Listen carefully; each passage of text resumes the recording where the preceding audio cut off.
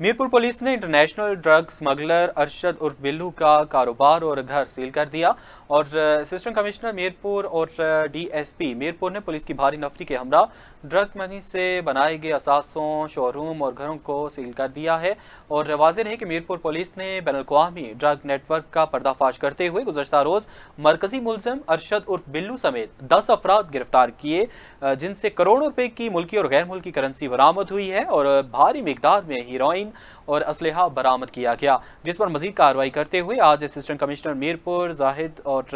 DSP headquarter Sikandar आजम ने police की भारी नफरी के हमरा ड्रग मनी से बनाए गए असासे, जिनमें मुलजिम अरशद बिल्लू का D4 का मीरपुर में घर और